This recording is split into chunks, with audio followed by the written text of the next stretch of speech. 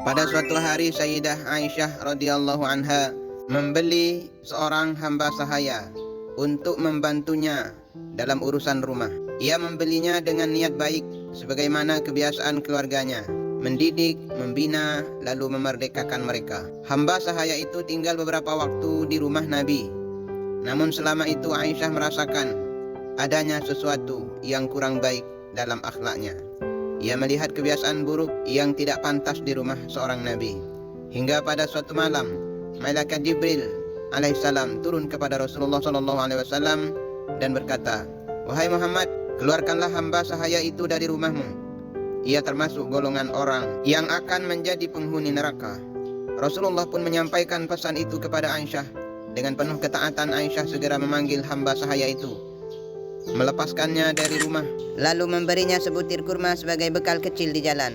Hamba sahaya itu pun keluar berjalan dengan hati yang gundah. Dalam perjalanannya, ia merasa lapar, lalu memakan setengah dari kurma itu. Tersisa setengah lagi di tangannya. Tak lama kemudian, ia berjumpa dengan seorang fakir miskin yang tampak sangat membutuhkan makanan. Tanpa berpikir panjang, ia memberikan sisa setengah kurma itu kepada si fakir. Meski kecil, itu adalah sedekah tulus dari hati yang tersentuh. Beberapa saat setelah itu, Jibril kembali turun kepada Rasulullah SAW. Kali ini wajahnya membawa kabar yang berbeda. Jibril berkata, "Wahai Muhammad, ambillah kembali hamba sahaya itu. Ia sekarang termasuk golongan calon penghuni surga." Rasulullah SAW bertanya seakan ingin mengetahui rahasia di balik perubahan besar itu. Jibril menjawab, "Itu karena sedekahnya tadi. Setengah kurma yang dikeluarkannya di jalan Allah disedekahkan karena Allah telah menghapus sifat buruk dalam dirinya dan mengubah catatan amalannya." Maka Rasulullah SAW memanggil Aisyah dan memintanya untuk mengambil kembali hamba sahaya tersebut. Aisyah pun menjemputnya.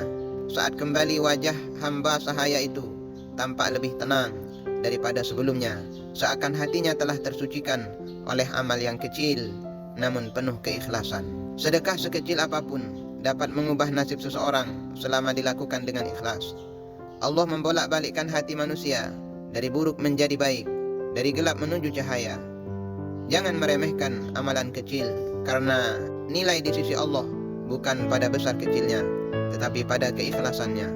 Rumah orang beriman harus dijaga dari akhlak buruk, namun tetap terbuka bagi mereka yang ingin berubah. Kisah ini terdapat dalam kitab An-Nawadir.